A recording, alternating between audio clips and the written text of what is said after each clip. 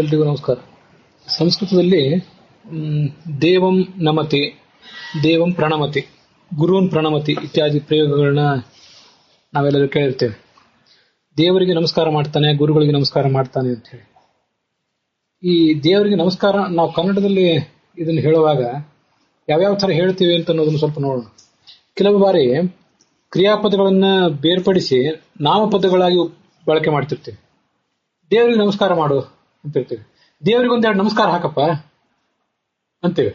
ದೇವರಿಗೆ ನಮಸ್ಕಾರ ಮಾಡು ಅನ್ನೋದಕ್ಕೂ ದೇವರಿಗೆ ಒಂದೆರಡು ನಮಸ್ಕಾರ ಹಾಕುವ ಒಳ್ಳೇದಾಗುತ್ತೆ ಅಂತ ಹೇಳೋದಕ್ಕೂ ವಾಕ್ಯದ ಶೈಲಿಯಲ್ಲಿ ಸ್ವಲ್ಪ ವ್ಯತ್ಯಾಸ ಇರುತ್ತೆ. ಸಂಸ್ಕೃತದಲ್ಲಿ ಹೇಗೆ ಹೇಳೋದು? ದೇವಂ ನಮತಿ, ದೇವಂ ಪ್ರಣಮತಿ, ಗುರುಂ ಪ್ರಣಮತಿ. ನಮಸ್ಕಾರ ಹಾಕು, ನಮಸ್ಕಾರ ಮಾಡು ಅನ್ನೋದಕ್ಕೂ ಹಾಕು ಅನ್ನೋದಕ್ಕೂ ಹಾಕೋದ್ರಲ್ಲಿ ಕೆಲವು ಬಾರಿ ಯಾರ್ದೋ ಒತ್ತಡಕ್ಕಾಗಿ ಹಾಕೋದು ಅಥವಾ ತುಂಬಾ ಶ್ರಮ ಆದಾಗ್ಲೂ ಮಾಡಬೇಕು ಅನ್ನುವ ಹಠ ಇಟ್ಕೊಂಡು ದೃಢವಾದ ನಿಷ್ಠೆ ಇಟ್ಕೊಂಡು ಹಾಕೋದಕ್ಕೆ ನಮಸ್ಕಾರ ಹಾಕೋದು ಅಂತ ಹೀಗೆಲ್ಲ ಕನ್ನಡದಲ್ಲಿ ಪ್ರಯೋಗ ಮಾಡ್ತಾರೆ. ನಮಸ್ಕಾರ ಮಾಡು ಅನ್ನೋದಕ್ಕೂ ನಮಸ್ಕಾರ ಹಾಕು ಅನ್ನೋದಕ್ಕೂ ಇಷ್ಟು ಸ್ವಲ್ಪ ಸ್ವಲ್ಪ ಅಂತರ ಇದೆ. ಅದು ಎಲ್ಲಾ ಪ್ರಯೋಗಗಳಲ್ಲಿಯೂ ಆ ಅಂತರ ಇರಲೇಬೇಕಂತ ಏನಿಲ್ಲ, ಆದ್ರೂ ಕೆಲವು ಬಾರಿ ಇರುತ್ತೆ.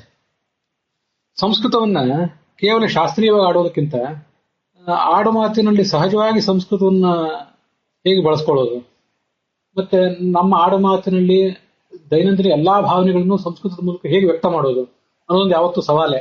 ಯಾಕಂದ್ರೆ ನಾವು ಸಂಸ್ಕೃತ ಆಡು ಭಾಷೆ ಅಲ್ಲ ಆದ್ರಿಂದ. ಅದಕ್ಕಾಗಿ ಒಂದು ಪ್ರಯೋಗ ಭೋಜರಾಜನ ಚಂಪೂ ರಾಮಾಯಣದಲ್ಲಿ ನನಗೆ ಕಂಡು ಬಂತು. ಪ್ರಾಯ ಚಂಪೂ ರಾಮಾಯಣ ಭೋಜರಾಜಂದೇ ಇದ್ದಿರಬೇಕು. ತಾನಂತರೇಣ ನಿಪತೇತ್ ಅನು ಮತ್ ಪ್ರಣಾಮ ಅಂತ ಪ್ರಯೋಗದ ಅರ್ಥ.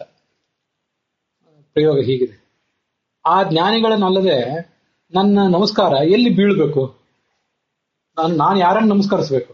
ಆ ಶ್ರೇಷ್ಠರಾದ ಜ್ಞಾನಿಗಳನ್ನಲ್ಲದೆ ನಾನು ಯಾರನ್ನು ನಮಸ್ಕರಿಸಬೇಕು ಅಂತ ತಾತ್ಪರ್ಯ. ನಾನು ಆ ಜ್ಞಾನಿಗಳು, ನನ್ನ ನಮಸ್ಕಾರ ಆ ಜ್ಞಾನಿಗಳಿಗಲ್ಲದೆ ಬೇರೆ ಎಲ್ಲಿ ಬೀಳಬೇಕು? ನಿಪತೇತ್ ಅಂತ ಪ್ರಯೋಗ ಇದೆ. ಇದನ್ನ ನಿಚ್ ಪ್ರತ್ಯಂತವಾಗಿ ಬಳಕೆ ಮಾಡಿಕೊಂಡ್ರೆ ದೇವಾಯ ನಮಸ್ಕಾರಂ ನಿಪಾತಯತಿ, ದೇವರಿಗೆ ನಮಸ್ಕಾರವನ್ನು ಬೀಳಿಸುತ್ತಾನೆ ಅಂದ್ರೆ ದೇವರಿಗೆ ನಮಸ್ಕಾರ ಹಾಕ್ತಾನೆ. ನಮಸ್ಕಾರವನ್ನು ಹಾಕ್ಸೋದು. ನಮಸ್ಕಾರ ನಿಪತತಿ, ನಮಸ್ಕಾರ ಬೀಳ್ತದೆ, ನಮಸ್ಕಾರವನ್ನ ಬೀಳಿಸ್ತಾನೆ. ನಮಸ್ಕಾರವನ್ನು ಬೀಳಿಸೋದು ಅಂದ್ರೆ ನಮಸ್ಕಾರ ಹಾಕೋದು ಅಂತಾನೆ ಅರ್ಥ. ಹಾಗಾಗಿ ದೇವಾಯ ಗುರವೇವ ದ್ವೌ ತ್ರೀನ್ವ ನಮಸ್ಕಾರನ್ ಪಾತಯ, ಒಂದ್ 2-3 ನಮಸ್ಕಾರ ಹಾಕು. ಕಾಚಿತ್ ಸದ್ಬುದ್ಧಿ ಭವೇತ್, ಇನ್ನಾರು ಒಂದು ಸದ್ಬುದ್ಧಿ ಬರ್ಬೋದು. ಕಶ್ಚಿತ್ ಅನುಗ್ರಹೋ ಭವೇತ್. ದೇವಾಯ ಗುರವೇ ಮಾತಾಪಿತೃಭ್ಯಾಂ ದ್ವೌವಾ ತ್ರೀನ್ವಾ ನಮಸ್ಕಾರನ್ ಪಾತಯ, ಹಾಕು ಒಂದ್ 2-3 ನಮಸ್ಕಾರ, ಏನಾದ್ರು ಒಂದು ಒಳ್ಳೆ ದಾರಿ ಸಿಗಬಹುದು ಅಂತ ಹೀಗೆ ಆ ಶಬ್ದವನ್ನು ಬಳಕೆ ಮಾಡಬಹುದು ಅಂತ ಕಾಣಿಸ್ತು ನನಗೆ. ಭೋಜರಾಜನ ಚಂಪೂರ ಭಾರತ ಅಥವಾ ಚಂಪೂ ರಾಮಾಯಣ ಇರಬೇಕು.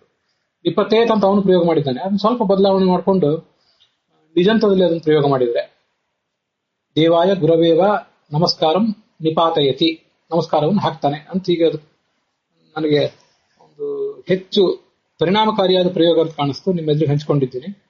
ಇದ್ರ ಬಗ್ಗೆ ವಿದ್ವಾಂಸರು ನಿಮ್ಮ ಅಭಿಪ್ರಾಯ ಹೇಳಬೇಕು.